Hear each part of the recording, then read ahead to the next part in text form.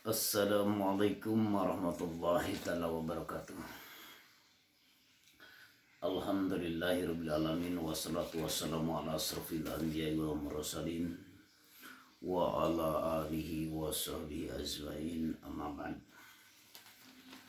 Pemirsa yang dirahmati Allah Subhanahu wa taala dimanapun Anda berada, yang selama ini kita selalu berjuang dan selalu menyempatkan waktu untuk menonton video saya atau di channel saya Barokatul Karomah Sukabumi. Tiada lain, saya tetap mendoakan semoga dirahmati oleh Allah Subhanahu wa taala, selalu dalam lindungannya, amin ya rabbal alamin. Insya Allah saya di dalam kesempatan ini tidak lain untuk menyampaikan ada rapat dua, itu ayat-ayat Allah di dalam Al-Quranul Karim yang telah menjelaskan tentang masalah urusan rezeki. Ini kita akan membahas dari ayat-ayat yang ke-23. A'udzu billahi minasyaitonir rajim. Bismillahirrahmanirrahim. Wa in kuntum fi raibin mimma nazzalna ala 'abdina fa'tu bi suratin min mislihi wad'u syuhada'akum min dunillahi in kuntum shadiqin. Sadaqallahul. Ini ayat-ayat bila mana hamba-hamba Allah atau manusia-manusia yang selama ini ke dalam keadaan keraguan kepada ayat-ayat Allah, Al-Quranul Karim atau Al-Quranul Qadim, tentang masalah keraguan di dalam diri kita yang selalu dengan keraguan rezeki itu tiada lain hanya Allah yang selalu memberikan rezeki. Tiada lain hanya Allah yang selalu berperan. Makanya di sini saya akan membahas ayat-ayat ini. Insya Allah jika Allah berkehendak secara syariatnya. Wa in kuntum, jika engkau semuanya piroibim dalam keadaan keraguan, mima dari perkara nazalna yang telah engkau atau Allah turunkan ala abdina kepada hamba-hambanya, fa'tu datangkanlah bisuratin satu surat mimisli seperti Al-Quran. Wad'u panggil atau serulah syuhadakum yang bisa menolongmu min dunillah selain daripada Allah, in kuntum jika ada engkau itu merasa benar. Nah, ini ayat-ayat ketika manusia selama ini berhubung dalam keraguan-keraguan yang selama ini tidak mengetahui bahwa Allah itu gaib kalau secara syariat. Dalam keraguan ini tiada lain sebenarnya yang selalu memberikan rezeki besar atau kecil, itulah tiada lain hanya Allah. Karena kita kerja ke sana kemari, tiada lain aplikasikan selalu la haula wala quwata illa billahil aliyil azim. Nah, ketika manusia yang selama ini dalam keraguan yang telah Allah berikan kepada hamba-hambanya lewat rezeki berbentuk apapun yang dikatakan rezeki, maka manusia itu seolah-olah bukan dari Allah, banyak yang seperti itu. Jadi ragu karena tidak ketemunya. Kalau secara babakan syariat memang seperti itu. Tapi ada juga yang masih dalam babakan syariat selalu mengaplikasikan, yaitu lafaz la haula wala quwata illa billah. Ya, jika engkau merasa ragu dalam keadaan seperti itu, coba engkau itu harus mendatangkan satu surat. Satu surat mimislis seperti Al-Quran. Nah, kita kalau terus-terus merasa ragu, tak bisa untuk mendatangkan satu surat atau satu ciri yang seperti Al-Quran. Nah, ini satu surat atau satu ciri ini yang tidak bisa mendatangkan seperti Al-Quran. Jika engkau tak mampu untuk mendatangkan satu surat, waduh, coba engkau panggil. Panggil yang bisa menolongmu selain daripada aku, kata Allah. Panggil coba selain daripada aku, jika engkau itu benar.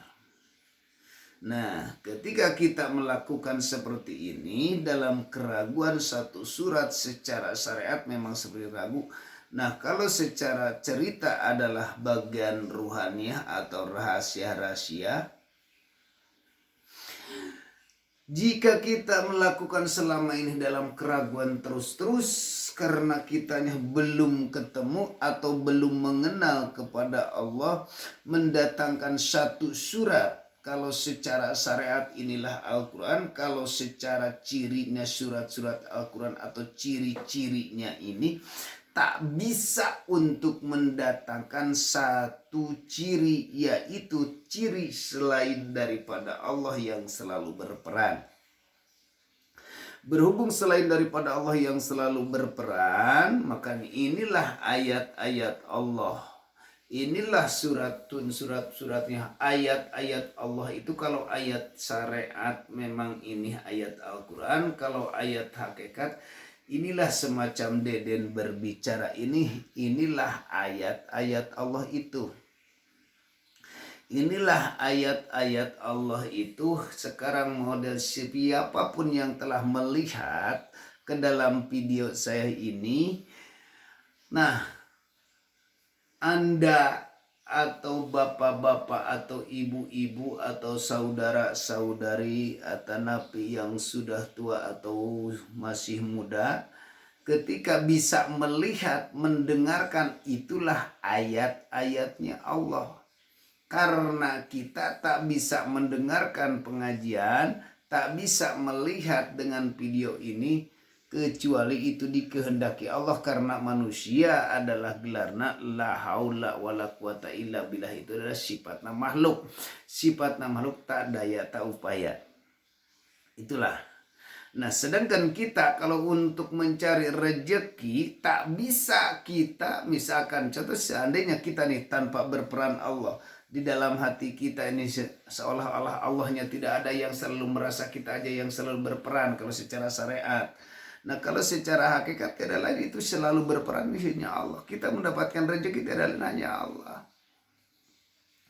Nah, ini mimislisme, semacam ayat nggak bisa kita mencari rezeki nih. Saya bisa nih megang ini, tak bisa saya semua kalau tidak ada kehendak Allah. Cuman Allah yang selalu berperan. Ini ayat Allah, saya bisa megang. Nah, wahai pemirsa, dimanapun Anda berada, jangan ragu lagi kepada Allah, apalagi kepada Sang Hidup. Karena hidup ini adalah hidupnya Allah. Hidupnya bukan sifat, tapi yang maha hidup. Yang maha hidup itu adalah wujudullah. Nah, kita memanggil susah. Waduh, kata Allah, coba tuh panggil. Nah, kita memanggil bagaimana? Yang selama ini kita melakukan seperti apapun, misalkan genderuwo atau bangsa jin. Nah, bangsa jin atau bangsa apa-apa, misalkan kita panggil yang bisa bikin kaya. Sekarang yang bisa bikin kita bisa makan, bisa itu, coba panggil. Jika engkau merasa benar itu, coba panggil. Nah, kalau kita bisa memanggil, coba gimana? Nah, kan kita gak bisa apa-apa. Coba kita. Misalkan, oh di sini mah ada, saya bisa mendatangkan, misalkan datang rezeki seperti apapun, ini ada yang mengantarin, coba aja. Yang mengantarin itulah makhluk. Makhluk itu tiada lain sebagai la haula wala quwata illa billah. Berarti makhluk yang berperan siapa? Yang mengantarinnya siapa? Tiada lain, itu hanya dengan dorongan. Dorongan dalam kolbu atau disuruh oleh Allah untuk mendatangi. Kalau manusia itu tak bisa apa-apa. Oh, saya bisa tentang masalah golongan bangsa jin itu ini. Tidak. Selain daripada Allah, nggak bisa apa-apa. Hanya Allah yang selalu berperan. Nah, ketika kita yang selalu banal di situ, tetap saya berpikir susah banget dan ternyata nggak bisa untuk mendatangkan satu surat atau mendatangkan satu ayat-ayat Allah selain daripada Allah yang selalu berperan. Di situ kalau kita merasa di situ tak bisa dan tak mampu, fa illam taf'alu walang taf'alu fattakun narul lati wa kuduhan nas wal hizarah uiddat lil kafirin. Nah, jika engkau tidak mampu untuk mendatangkan, tak mampu untuk mendatangkan dan tak mampu untuk berbuat apa-apa, memang sebenarnya tak bisa apa-apa, fattakunar, wahai engkau, maka takutlah kalian oleh annar, oleh api neraka.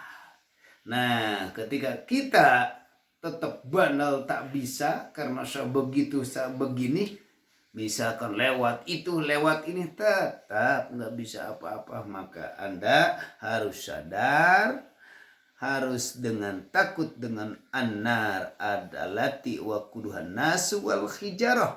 Sedangkan annar suluh atau api kayu bakarnya adalah manusia, wal hijarah dan batu-batu itu.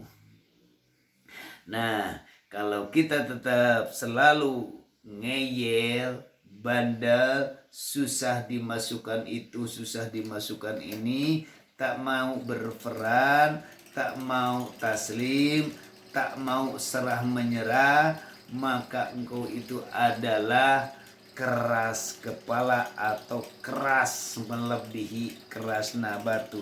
Sedangkan entar di akhirat nanti kayu bakarnya atau nyalanya api neraka itu manusia adalah sama batu. Makanya disitulah nyala di dalam hati yang sangat keras, tubuh ini merasa kepanasan.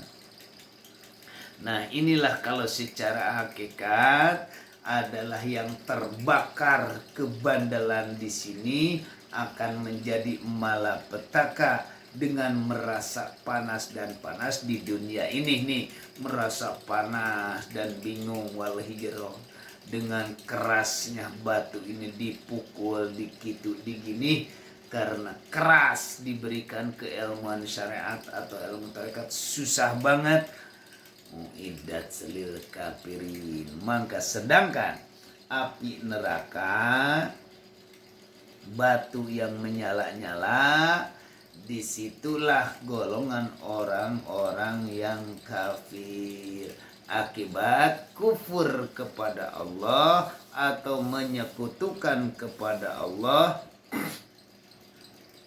Di antaranya yang menyekutukan kepada Allah, makanya tadi yang selalu ayat yang tadi selalu memanggil, menyeru untuk memanggil, harus mendatangkan ayat-ayat Allah, ternyata tak mampu, tetap ngeyel, disitulah tetap manusianya itu keras kepala atau teas hati. Nah, ketika manusia kalau sudah dipukul batu-batunya terus manusia tetap keras, disitulah maka akan merasakan kepanasan. Maka itulah cawisnya orang yang kufur kepada Allah. Nah, sedangkan kalau kitanya kembali kepada Allah Subhanahu wa taala, Maka manusia itu bila mana teras luluh hatinya, sudah lemah hatinya, tegasna sudah mau mengikuti dengan syarat, dengan mengikuti ajaran dinul haq atau ada ajaran yang sebenarnya, tiada lain syiratal mustaqim, Allah akan memberikan kesenangan, jangankan entar di akhirat, di dunia pun akan diberikan. Tapi kitanya tetap hatinya harus luluh dulu kepada Allah. Di dalam surat Al-Baqarah ayat 35, Bismillahirrahmanirrahim.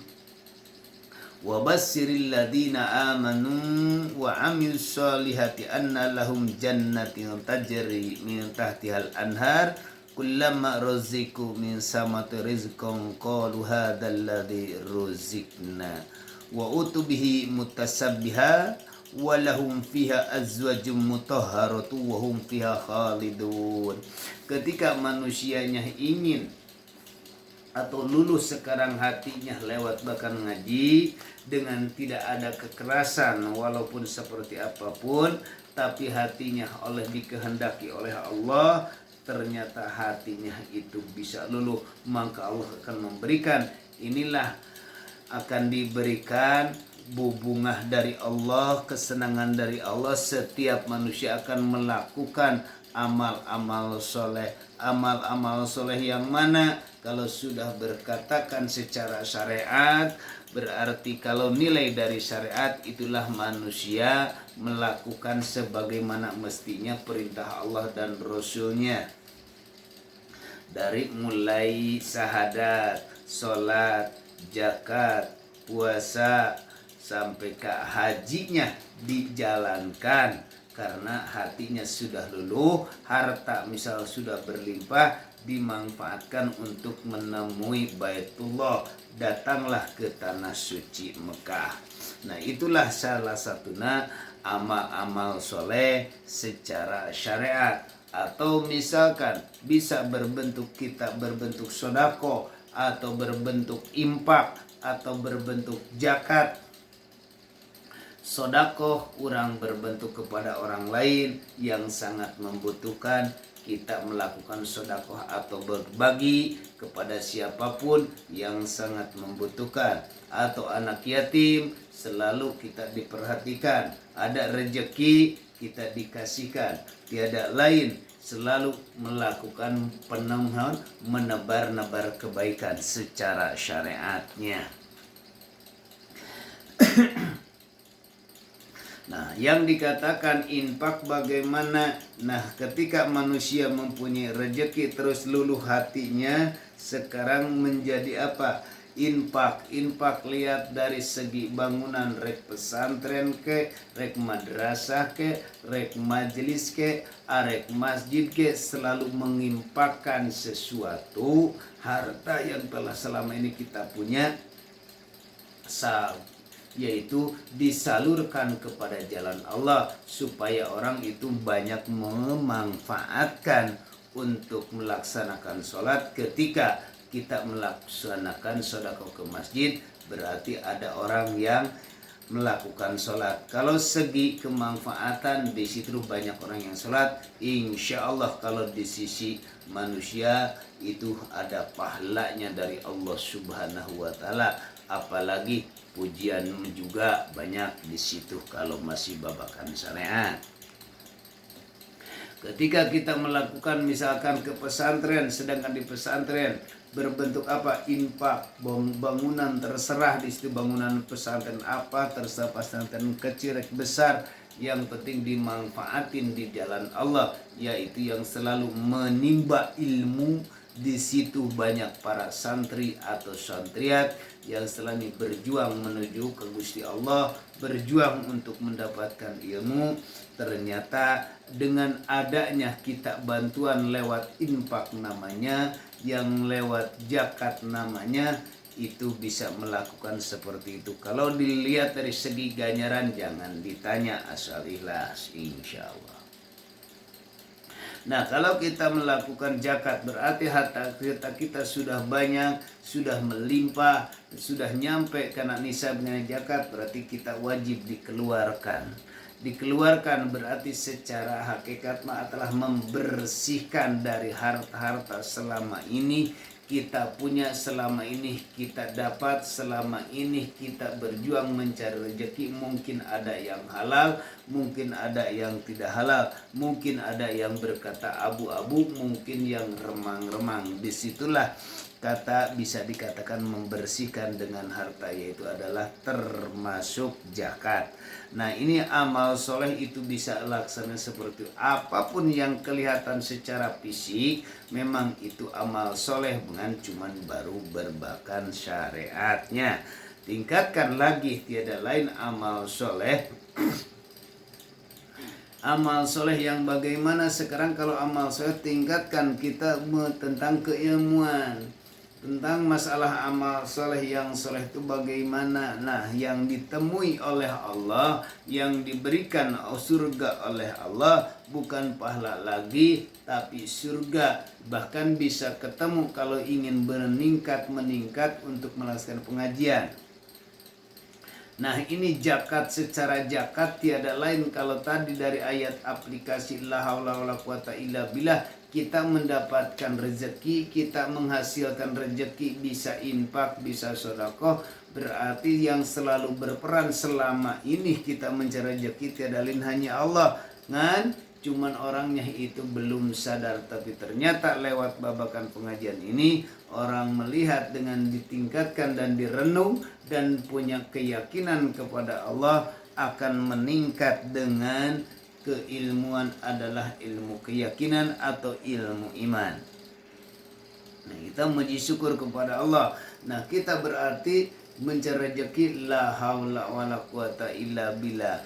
Nah, ketika manusia sudah di situ, langsung kita sudah sampai ke di situ akan mendapatkan dari pahala-pahala secara ilmu syariat, pahala-pahala secara ilmu terus kita mendapatkan, atau pujian-pujian, atau misalkan rezeki makin berlimpah, bisa kemungkinan itu baru dari Allah.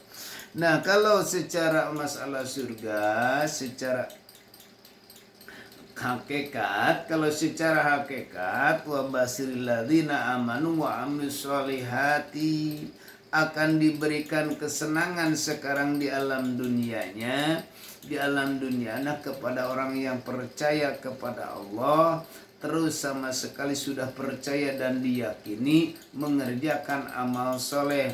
Nah, di sini ada beberapa tingkatan. Ada tingkatan 1, ada tingkatan 2, dan ada tingkatan 3, sampai ke ada tingkat-tingkat-tingkat-tingkatnya itu akan menyatakan amal soleh.